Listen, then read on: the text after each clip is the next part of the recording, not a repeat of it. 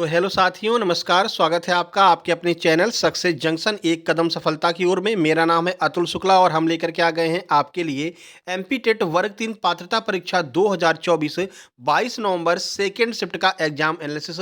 100% real प्रश्न ही आपको यहाँ पर देखने को मिलने वाले हैं। और आज आपको जो प्रश्न हम दिखाने वाले हैं जो आज के एग्जाम में आए हैं वो एज इट इज अपने पीडीएफ से फंसे हुए हैं।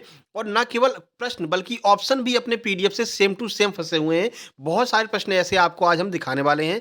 तो भाई जिन लोगों ने पीडीएफ नहीं मंगाई है और जिन लोगों की तैयारी नहीं है और चाहते हैं किसी भी तरह से हम एग्जाम को क्वालिफाई कर जाएं तो वो लोग पीडीएफ प्राप्त कर सकते हैं। मात्र 15 रुपये उसका चार्ज है। 15 रुपये सेंड करके वो पीडीएफ प्राप्त कर सकते हैं और आराम से एक दो दिन में या फिर रात भर भी अगर पढ़ लेंगे उस पीडीएफ को तो भी सुबह अगर एग्जाम होगा तो आसानी के साथ में एग्जाम को क्वालिफाई करके आ जाएंगे।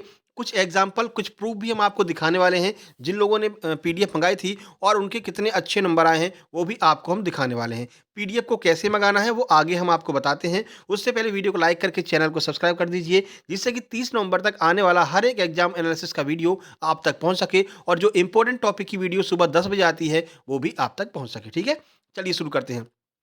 अब यहाँ पर अगर हम बात करें तो ये सुरेश चौधरी जी हैं।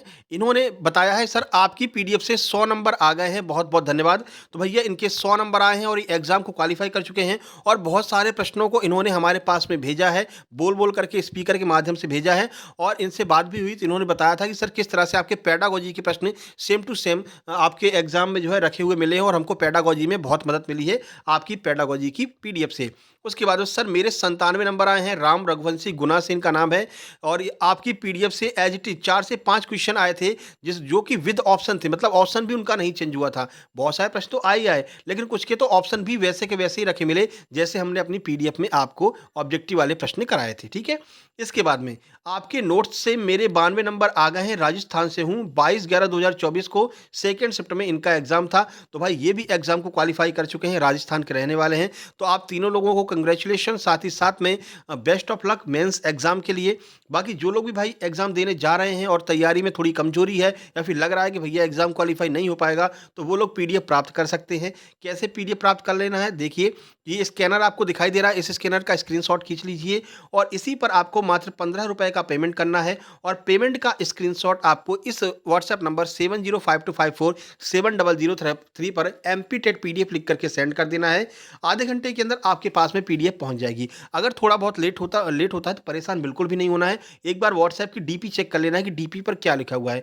वहां पर हम अपडेट करते रहते हैं कि अभी इतने बजे पीडीएफ भेजी गई है, अगली पीडीएफ जो है आधे घंटे बाद इतने बजे भेज जाएगी, अगली पीडीएफ इतने बजे भेज जाएगी। तो उसी टाइम के बीच में आप थोड़ा सा देख लिया कीजिए। इससे आपको बिल्कुल भी पैनिक होने की आवश्यकता नहीं है। सबको पीडीएफ प्राप्त होती है, यह आपने ऊपर देख लिया है। ठीक है, तो इस तरह से आप पीडीएफ मंगा सकते हैं। इसको व्हाट्सएप में जैसी फोटो डालेंगे वैसे ही आपके सामने पेमेंट करने का ऑप्शन आ जाएगा, तो पेमेंट कर सकते हैं। बाकी कमेंट बॉक्स में हम स्टेप बाय स्टेप इसके बारे में बता देंगे, तो आप लोग पीडीएफ मंगा लीजिएगा। ठीक है, चलिए अब क्वेश्चन देखते हैं भैया कौन से क्वेश्चन एज इट इज हमारी पीडीएफ से आपके एग्जाम में फंसे हुए हैं। तो चलिए देख लेते हैं। देखिए पहला प्रश्न है, भारत में सर्वाधिक सोयाबीन उत्पादक राज्य कौन सा है? कितनी बार? कम से कम 4 से 5 बार इस क्वेश्चन को हम करा चुके हैं। जब पीडीएफ सॉल्व करा रहे थे तब भी आपको कराया था और जब एग्जाम एनालिसिस करा रहे थे तब भी आपको कराया था कि मध्य प्रदेश जो है वो ना केवल भारत में बल्कि पूरे विश्व में सोयाबीन उत्पादन में प्रथम स्थान रखता है। और ये प्रश्न देखिए आज छपा हुआ मिल गया है। चलिए कुछ महत्वपूर्ण जानकारी देख लेते हैं। तो मध्य प्रदेश भारत में सोयाबीन का सबसे बड़ा उत्पादक राज्य है। मध्य प्रदेश को सोया प्रदेश भी कहा जाता है। देश के कुल सोयाबीन उत्पादन में मध्य प्रदेश की हिस्सेदारी कितनी है? तो 45% जो है मध्य प्रदेश की हिस्सेदारी है। सालाना मध्य प्रदेश में इतने टन सोयाबीन का उत्पादन होता है। सोयाबीन को स्वर्ण सेम भी कहा जाता है। एक बार ये क्वेश्चन आपकी एमपी पुलिस से पूछ लिया था। अब लोग कंफ्यूज भैया कि सोने की सेम किसको कहते हैं? तो स्वर्ण सेम सोयाबीन को ही कहा जाता है। थोड़ा सा आप दिमाग में रखिएगा, हो सकता है आगे पूछ ले। इसका इस्तेमाल व्यापक रूप से तेल के बीज के रूप में किया जाता है। सोयाबीन एक खरीफ की फसल है और भारत में सबसे तेजी से बढ़ने वाली फसलों में एक है। इसके अलावा अब पहला तो आपको बता दिया, अब दूसरा तीसरा भी पूछ सकते हैं। तो सोयाबीन उत्पादन के मामले में मध्य प्रदेश के बाद में महाराष्ट्र और तीसरे स्थान पर राजस्थान का नाम आता है। तो ये तीनों आपको याद रखने हैं। अगला देखिए, ये भी प्रश्न आपका कराया हुआ है। जब पोखरण के बारे में आपको कराया था कि पोखरण के समय प्रधानमंत्री कौन था, उस टाइम हमने आपको इसके बारे में बताया था कि इसरो के गठन के समय भारत का प्रधानमंत्री कौन था। तो जब इसरो का गठन हुआ था उस समय भारत के प्रथम प्रधानमंत्री पंडित जवाहरलाल नेहरू जी थे। चलिए इस प्रश्न के बारे में कुछ डिटेल एनालिसिस देख लीजिए। तो भारत के पहले प्रधानमंत्री जवाहरलाल नेहरू ने अंतरिक्ष अनुसंधान में निवेश की जरूरतों को पहचाना था। वैज्ञानिक विक्रम साराभाई के आग्रह पर 1962 में परमाणु ऊर्जा विभाग के तहत इंस्कोपार की स्थापना की गई थी। 15 अगस्त 1969 को इंकोस्पार को चेंज करके इसरो बना दिया गया था। ठीक है, तो इसरो की स्थापना 15 अगस्त 1969 को हुई थी। उस समय प्रधानमंत्री जवाहरलाल नेहरू थे। अब हो सकता है आपसे पोखरण वाला पूछ ले, तो पोखरण परमाणु परीक्षण के समय प्रधानमंत्री अटल बिहारी वाजपेयी थे। ये भी आपको याद रखना है, अगली किसी भी शिफ्ट में पूछा जा सकता है और ये भी हमारी पीडीएफ में लिखा रखा है। ठीक है, भारत के अंतरिक्ष कार्यक्रम के जनक महान वैज्ञानिक डॉक्टर विक्रम साराभाई ने अंतरिक्ष अनुसंधान की नींव रखी थी। इसरो के वर्तमान अध्यक्ष की बात करते हैं तो डॉक्टर एस सोमनाथ जो है वो वर्तमान में इसरो के अध्यक्ष हैं। यह भी आपको याद रखना है, हो सकता है आपसे पूछ लें। आगे बढ़ते हैं। गिर वन्यजीव अभयारण्य किस राज्य में स्थित है? तो गिर वन्यजीव अभयारण्य गुजरात राज्य में स्थित है। 2 प्रश्न आज आपके अभयारण्य के पूछे गए हैं, तो कल जो एक्स्ट्रा वीडियो सुबह 10 बजे आती है उसमें हम अभयारण्य को कवर करने का प्रयास करेंगे। ठीक है, चलिए देखिए। तो गिर वन्यजीव अभयारण्य गुजरात के जूनागढ़, गिर सोमनाथ और अमरेली जिलों में फैला हुआ है। यह तलाला गिर के पास स्थित है और इसे सासन गिर के नाम से भी जाना जाता है। तो ये सब गिर वन्यजीव अभयारण्य के नाम है। ये फेमस क्यों है? तो एशियाई शेरों के लिए पूरे विश्व में प्रसिद्ध है गिर वन्यजीव अभयारण्य, जो कि गुजरात में स्थित है। कुछ महत्वपूर्ण जानकारी देख लीजिए। तो देखिए, यह अभयारण्य अफ्रीका के अलावा दुनिया का एकमात्र ऐसा स्थान है जहां जंगल में खुलेआम घूमते हुए शेरों को देखा जा सकता है। इसकी स्थापना कब की गई? तो 18 सितंबर 1965 को गिर वन्यजीव अभयारण्य की स्थापना हुई थी। यह अभयारण्य शुष्क पर्णपाती जंगलों के कटिहार गिर क्षेत्र का हिस्सा है। कुल क्षेत्रफल 1412 वर्ग किलोमीटर इसका टोटल क्षेत्रफल है। आगे देखिए, सर्वाधिक स्टार्च जो है वो किसमें पाया जाता है? अब ऑप्शन के ऊपर डिपेंड करता है क्या दिया गया था। चावल में सबसे ज़्यादा स्टार्च पाया जाता है। अगर चावल नहीं है तो आपका दूसरे नंबर पर आलू आएगा। ठीक है, चलिए देख लेते हैं कुछ जानकारी। तो चावल में सबसे ज़्यादा स्टार्च होता है। चावल में 75% स्टार्च होता है। वहीं जौ में भी 60% स्टार्च होता है। तो देख लेना है सब्जियां दी गई थी कि फसलों के नाम दिए गए थे, यही आपका आंसर होगा। स्टार्च कार्बोहाइड्रेट का एक प्रकार है जो कई अनाज और सब्जियों में पाया जाता है। स्टार्च वाले कुछ खाद्य पदार्थ कौन कौन से हैं? आलू है, गेहूं, मक्का, दालें, कसावा, शकरकंद, केले, इन सब में स्टार्च पाया जाता है। स्टार्च मानव आहार में सबसे आम कार्बोहाइड्रेट है। यह हरे पौधों में ऊर्जा का भंडारण होता है। स्टार्च वाले खाद्य पदार्थों में वसा की तुलना में आधे से भी कम कैलोरी होती है, जो कि आपके जो मोटापा वगैरह होता है तो मोटापा को नहीं बढ़ाते हैं और ऊर्जा ये भरपूर रूप से देते हैं। अगला प्रश्न है, पौधों के किस भाग में नाइट्रोजन पाया जाता है? तो जो पौधों के ऊपरी जमीनी ऊतक होते हैं, ये जैसे जमीन हो गया, यहाँ पर जो ऊतक लगे होते, जो टिश्यू लगे होते हैं, यहाँ पर नाइट्रोजन पाया जाता है। तो ऊपरी जमीनी ऊतकों में पौधों के नाइट्रोजन पाया जाता है। चलिए कुछ महत्वपूर्ण जानकारी देखिए नाइट्रोजन के बारे में। तो पौधों के ऊपरी जमीनी ऊतकों में नाइट्रोजन होता है। स्वस्थ पौधे में नाइट्रोजन की मात्रा 3 से 4% तक होती है। नाइट्रोजन पौधे के लिए एक अहम पोषक तत्व है। यह पौधों की वृद्धि और विकास के लिए जरूरी होता है। नाइट्रोजन की कमी से पौधों की वृद्धि धीमी हो जाती है और वे कमजोर दिखाई देते हैं। देखिए, पौधे मिट्टी से नाइट्रेट और नाइट्राइट के रूप में नाइट्रोजन लेते हैं। ये प्रश्न आपका भी एमपी टेट में पूछा है कि किस रूप में नाइट्रोजन लेते हैं? तो नाइट्रेट के रूप में नाइट्रोजन को लेते हैं। जड़ों के केसों के जरिए पौधे मिट्टी से नाइट्रोजन अवशोषित करते हैं। नाइट्रोजन को पौधों के लिए उपलब्ध कराने में राइबोजियम नामक जीवाणु सबसे अहम भूमिका निभाता है। ये राइबोजियम का नाम याद रखना, ये भी कई बार आपके एग्जाम में पूछा जा चुका है। तो राइबोजियम जो है वो नाइट्रोजनीकरण में महत्वपूर्ण भूमिका निभाता है। अगला देखिए, भारत का पहला आरक्षित वन्यजीव अभयारण्य कौन सा है? तो आरक्षित वाला आपसे पूछा गया था। ठीक है, तो आरक्षित का आपका सतपुड़ा वन्यजीव अभयारण्य, जो कि मध्य प्रदेश का है, यानी कि एमपी के अभयारण्य भी आपसे पूछे जा रहे हैं। तो भारत का आरक्षित वन्यजीव अभयारण्य पहला कौन सा है? वो आपका सतपुड़ा है। और पहला कौन सा है वो आपको लास्ट में बताने वाले हैं। देखिए, तो भारत का पहला आरक्षित वन्यजीव अभयारण्य आपका सतपुड़ा राष्ट्रीय उद्यान है। यह मध्य प्रदेश के होशंगाबाद जिले में सतपुड़ा की सीमा पर स्थित है। इसकी स्थापना देख लीजिए। साल 1981 में पक्षी वैज्ञानिक डॉक्टर सलीम अली ने इस वन्यजीव आवास को जो है पेश किया था। सतपुड़ा राष्ट्रीय उद्यान में ये जीव जंतु और वनस्पतियां कई प्रकार की पाई जाती हैं। कौन कौन से जीव हैं वो देख लीजिए। तो यहाँ पर आपको भारतीय विशाल गिलहरी, शाही, हॉर्नबिल, मोर, ये आपको देखने मिलेगा। वनस्पति की बात करें तो साल, सागौन, तेंदू, फिलांथस, एम्बलिका, औषधि पौधे यहाँ पर देखने को मिलते हैं। वहीं अगर पहले राष्ट्रीय उद्यान की बात करते हैं तो जिम कॉर्बेट राष्ट्रीय उद्यान जो है वो पहला राष्ट्रीय उद्यान है, लेकिन ये आरक्षित नहीं था। आरक्षित कौन सा था? सतपुड़ा वाला सबसे पहले आरक्षित वन्यजीव अभयारण्य माना गया है। अगला देखिए, किस राज्य में सर्वाधिक कपास का उत्पादन होता है? ये भी कई बार आपको हमने एनालिसिस में भी कराया है, पीडीएफ में भी है कि गुजरात राज्य में सबसे ज़्यादा जो है आपके कपास का उत्पादन होता है। काली मिट्टी जब बता रहे थे तब भी हमने इसके बारे में डिटेल में जानकारी दी थी। तो भारत में कपास का सबसे बड़ा उत्पादन गुजरात में होता है। गुजरात भारत के कुल कपास उत्पादन का 30% हिस्सा पैदा करता है। वहीं महाराष्ट्र में कपास मिलों की संख्या सबसे ज़्यादा है। ध्यान रखना आपसे क्या पूछा जा रहा है, कपास का उत्पादन अगर पूछा जाए तो गुजरात है और अगर मिलों की संख्या पूछा जाए तो महाराष्ट्र है। ठीक है, महाराष्ट्र को कॉटन पॉलिश ऑफ इंडिया कहा जाता है, यह भी आपको याद रखना है, पूछा जा सकता है आपसे। ठीक है, भारत में कपास के उत्पादन के प्रमुख राज्य कौन कौन से हैं? तो गुजरात पहले स्थान पर है, फिर महाराष्ट्र है, फिर आंध्र प्रदेश, हरियाणा, पंजाब, मध्य प्रदेश, राजस्थान, कर्नाटक, तमिलनाडु। ठीक है, भारत कपास का दुनिया का सबसे बड़ा उत्पादक है। तो पूछा जाएगा कि कपास उत्पादन में भारत का कौन सा स्थान है? तो पहले स्थान पर है। कपास की खेती के लिए काली मिट्टी सबसे उपयुक्त है और ये भी आपको 2-3 बार पढ़ा चुके हैं। काली मिट्टी सबसे अधिक उपयुक्त है आपके कपास की खेती के लिए और काली मिट्टी को 2-3 बार पूछा गया है। इसे लावा मिट्टी या फिर रेगुर मिट्टी भी कहा जाता है। आज ये भी बता रहे थे कि ये प्रश्न पूछा गया था कि मेन्थेनाइट मिट्टी कौन-सी होती है? वो भी आपकी काली मिट्टी होगी अगर ये प्रश्न पूछा गया है तो, एक लोगों ने भेजा था। ठीक है? कपास से बने कपड़ों को सूती कपड़े कहा जाता है और कपास में मुख्य रूप से क्या होता है? सेल्यूलोज़ मौजूद होता है। चलिए, किस ग्रह के चारों ओर छल्ले पाए जाते हैं? अब इसमें पूछा गया था कि सबसे सुंदर छल्ले किस ग्रह के चारों ओर पाए जाते हैं? तो आपका शनि आंसर हो जाएगा। बाकी जो छल्ले हैं वो बहुत सारे ग्रहों के आस-पास पाए जाते हैं। कौन-कौन से हैं तो चलिए देखते हैं। सौरमंडल के 4 जो गैसीय ग्रह हैं, बृहस्पति, शनि, यूरेनस और नेपच्यून, इन चारों के ओर आपको जो है छल्ले देखने को मिलते हैं। लेकिन सबसे सुंदर छल्ला आपसे पूछा गया था तो ये आपका शनि हो जाएगा। देखिए, तो शनि के छल्ले सबसे बड़े और चमकीले हैं। शनि के छल्लों के बारे में लंबे समय से पता था लेकिन 1970 के दशक में अन्य गैसें ग्रहों के चारों ओर छल्लों की खोज नहीं हुई थी और 1970 में इस ग्रह के चारों ओर छल्लों की खोज हुई। शनि के छल्ले पानी के बर्फ और अरबों टुकड़ों से बने हैं। इन टुकड़ों का आकार रेत के दाने से लेकर पहाड़ के आकार तक होता है।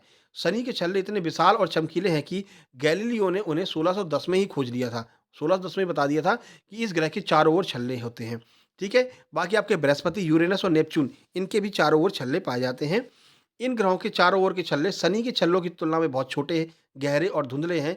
इन ग्रहों के चारों ओर छल्लों की ग्रह प्रणाली के जीवन काल को क्षणिक माना जाता है। यानी इनके चारों तरफ जो छल्ले हैं, वो ये नहीं माना जाता कि ये छल्ले हैं, कुछ और भी हो सकते हैं, लेकिन शनि के चारों ओर छल्ले पाए जाते हैं। तरंग दैर्घ्य को मापने की इकाई क्या होती है? तो एंगस्ट्रॉम जो है, वो तरंग दैर्घ्य को मापने की इकाई होती है। देखिए, तो तरंग दैर्घ्य को मापने की इकाई एंगस्ट्रॉम है। तरंग दैर्घ्य को ग्रीक अक्षर लैम्ब्डा से दर्शाया जाता है। प्रकाश की तरंग दैर्घ्य को मापने के लिए एंगस्ट्रॉम इकाई का इस्तेमाल किया जाता है। इसका नाम स्वीडिश वैज्ञानिक एंडर्स जोनास एंडस्ट्रॉम के नाम पर रखा गया था और यह 10-10 मीटर या फिर 0.1 नैनोमीटर के बराबर होता है। तो देख लेना एंगस्ट्रॉम दिया गया है या मीटर दिया गया है। अगर मीटर दिया गया है तो मीटर भी सही होगा और अगर एंगस्ट्रॉम दिया है तो सबसे पहले एंगस्ट्रॉम को आप आंसर मानेंगे। अगला प्रश्न देखिए, समताप मंडल ओजोन, ये तो आज सुबह ही हमने कराया है। ओजोन और ग्रीन हाउस गैसों के बारे में आज सुबह हमने पूरा डिटेल में एकदम खोल के रख दिया है। सुबह जो स्पेशल वीडियो 10 बजे आती है, रोज आती है कुछ ना कुछ स्पेशल टॉपिक पर, तो वो आप देख लिया करो। ठीक है, आज सुबह ओजोन और ग्रीन हाउस के बारे में पढ़ा है, उसको भी आप लोग देख लेना और फर्स्ट शिफ्ट का एग्जाम एनालिसिस जरूर देख लेना। वहां पर बहुत महत्वपूर्ण प्रश्न आज देखने को मिले हैं। समताप मंडल ओजोन मंडल के बीच में क्या पाया जाता है? तो ये आपका मध्यमंडल होता है जो समताप और ओजोन के बीच में मिलता है। देखिए, तो समताप मंडल और ओजोन मंडल के बीच में मध्यमंडल होता है। समताप मंडल के ऊपर स्थित परत को मध्यमंडल कहते हैं। ठीक है, समताप मंडल से जो ऊपर होती है परत उसको हम मध्यमंडल कहते हैं। उसके बाद में ओजोन मंडल का नंबर आता है। यह वायुमंडल की तीसरी परत है और इसकी ऊंचाई लगभग 80 किलोमीटर तक होती है। इस परत में ऊंचाई के साथ साथ तापमान में गिरावट होती चली जाती है और अंतरिक्ष में आने वाले जो उल्का पिंड हैं वो इसी में आकर के जल जाते हैं। नहीं तो इतने बड़े बड़े जो उल्का पिंड अगर पृथ्वी पर आएंगे तो पृथ्वी पर एक तहस नहस हो जाएगी पृथ्वी। लेकिन ये जो आपकी मध्यमंडल होती है, इसमें जैसे ही उल्कापिंड प्रवेश करते हैं तो घर्षण की वजह से जल करके नष्ट हो जाते हैं। अपन कहते हैं भैया टूटता हुआ तारा दिखाई दे रहा है, ठीक है ना, उस पर विष वगैरह मांग लेते हैं। तो वो छोटे छोटे उल्कापिंड होते हैं जो आकर के जल जाते हैं। चलिए हिंदी की बात करते हैं। तो हिंदी में आपसे सफलता का विलोम आज पूछा गया था। दो आपके मुहावरे आए थे, एक प्रत्यय का प्रश्न था, पर्यायवाची का एक प्रश्न था, एक प्रश्न आपका सर्वनाम से था। कुमार में कौन सा समास होगा, यह प्रश्न आपका पूछा गया था। इसके अलावा गद्यांश के और पद्यांश मिलाकर के 15 नंबर का आपका आ रहा है। इसी में आपसे ग्रामर भी पूछी जा रही है। अनेक शब्दों के लिए एक शब्द भी पूछे जा रहे हैं और आपका प्रत्यय हमने बता ही दिया है।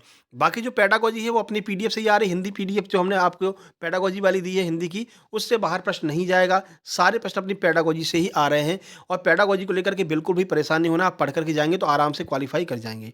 ठीक है, आगे बढ़ते हैं। बात करते हैं बाल विकास की। देखिए, तो बाल विकास में लॉजिकल समझ पर आधारित 3 से 4 प्रश्न आ रहे हैं, जो कि आप अपने दिमाग में सोच कर भी उसको सॉल्व कर सकते हैं, जो कंडीशनल प्रश्न होते हैं। आप शिक्षक बनने जा रहे हैं, तो किस तरह के आपका माइंड है, ये चेक करने के लिए लॉजिकल प्रश्न डाले जाते हैं। उसके बाद में आया था नैतिकता का सिद्धांत किसके द्वारा दिया गया? शिक्षा मनोविज्ञान की पहली प्रयोगशाला से एक प्रश्न पूछा गया था। मनोविश्लेषण के जनक कौन है? यह प्रश्न पूछा गया था। इसके अलावा 2 प्रश्न आपके पियाजे से पूछे गए थे। एक प्रश्न थानेडाइक का था। समावेशी शिक्षा से 2 से 3 प्रश्न पूछे गए हैं। समावेशी शिक्षा की पीडीएफ हमने प्रोवाइड कर रखी है, ठीक है? तो वो पीडीएफ भी आप इसी पीडीएफ के साथ में ₹15 वाली के साथ में प्राप्त कर लेंगे, समावेशी शिक्षा वाली भी। इसके अलावा वाइगोत्स्की का एक प्रश्न था, एक प्रश्न स्किनर से था, कोहलबर्ग से एक और स्थायित्व से भी 1 से 2 प्रश्न देखने को मिल रहे हैं। समाजीकरण के भी प्रश्न बन रहे हैं, उसको भी आप देख कर के जाइएगा। और कल देखिए, एक वीडियो हम कोशिश ये कर रहे हैं कि यहाँ पर जो शिक्षण विधियाँ हैं, यहाँ से लगभग हर शिफ्ट में 3 से 4 प्रश्न बन रहे हैं शिक्षण विधियों पर। कौन सी शिक्षण विधि किसने दी थी? तो कोशिश करते हैं कि शिक्षण विधियों के ऊपर कल स्पेशल वीडियो बना दें, ठीक है ना? क्योंकि वो ज़्यादा नंबर कवर कर रहे हैं, लगभग 3 से 4 नंबर वहाँ से आ रहे हैं। तो देखिए कौन-सी बनाते हैं, वो कल सुबह आपको 9 साढ़े 9 बजे के आस-पास या फिर 8 बजे भी मिल सकती है, ठीक है? चलिए। संस्कृत की बात करें तो संस्कृत में बिल्कुल भी परेशान नहीं होना है। पैराग्राफ आपका 15 नंबर का आ रहा है, श्लोक और पैराग्राफ दोनों मिला करके, और इतने सिंपल आ रहे हैं कि अगर आप थोड़ा-सा भी दिमाग लगाकर पढ़ लेंगे, समझ में आपके आ जाएगा, तो आप आसानी के साथ में आंसर दे देंगे, बिल्कुल सिंपल। संस्कृत अभी तक सबसे सिंपल आ रहा है, ठीक है? एक प्रश्न वाच्य का पूछा जा रहा है, वाच्य परिवर्तन, संधि विच्छेद सिंपल पूछा जा रहा है, विभक्ति के 1 से 2 प्रश्न हैं, इसके अलावा पेडागोजी है, और ये स्किनर और थानेडाइक, ये जो है एक-एक शिफ्ट में अल्टरनेट आपके संस्कृत में घूम रहे हैं। उपसर्ग पूछा जा रहा है, लकार से 2 प्रश्न, शुद्ध वाक्य और इन 2 प्रत्ययों से लगातार प्रश्न पूछा जा रहा है, कृत प्रत्यय और तद्धित प्रत्यय। तो दोनों को आपको देख कर के जाना है। चलिए आगे बढ़ते हैं। मैथ की बात कर लेते हैं, कुछ क्वेश्चन हमारे पास में आ गए देखिए। तो क्वेश्चन ये पूछा गया था, 2a बराबर 3b बराबर c हो, तो a अनुपात b अनुपात c का रेशियो बताइए। शुरू से ये प्रश्न आ रहे हैं, हम पहले भी आपको कह रहे थे कि ये प्रश्न आपको लगातार देखने को मिलेंगे इस तरह के। इसके बाद परसेंटेज आज से आना लगभग शुरू हो गया है, 3 से 4 प्रश्न परसेंटेज के अच्छे खासे पूछे जा रहे हैं। एक प्रश्न ये आपका पूछा गया था, ये 42 का स्क्वायर माइनस 17 माइनस 38 का स्क्वायर बराबर x अपॉन 0.2, ये आपसे पूछा गया था, यानी ऐसे दिया गया था, 42 का स्क्वायर माइनस 17 माइनस 38 का स्क्वायर बराबर में क्वेश्चन मार्क अपॉन 0.2, इस तरह से दिया गया था। इसको सॉल्व करके आंसर निकालना था, सिंप्लीफिकेशन का यह प्रश्न है। इसके बाद में 2 प्रश्न आपके रेशियो के दिए गए थे, ऊपर बता ही दिया है। और आज आपका 2 प्रश्न लगभग द्विघात समीकरण से पूछे गए हैं, क्वाड्रेटिक इक्वेशन से, लेकिन एकदम सिंपल लेवल के पूछे गए हैं, बिल्कुल भी इसमें पैनिक नहीं होना है। सिंप्लीफिकेशन के 3 से 4 प्रश्न पूछे जा रहे हैं, और डेली आपसे एक वर्गमूल पूछ रहा है। अभी तक घनमूल पूछ रहा था, लेकिन अब जो घनमूल छोड़ करके वो करनी की ओर जो है शिफ्ट हो गया, घातांक और करनी से एक प्रश्न पूछे जा रहे हैं। बाकी जो पेडागोजी है, वो अपनी मैथ की पेडागोजी वाली पीडीएफ से आएगी, उसके लिए आपको बिल्कुल भी परेशान नहीं होना है। वो पेडागोजी की पीडीएफ पढ़ करके जाइए मैथ वाली, आराम से आप मैथ पेडागोजी भी सॉल्व कर लेंगे।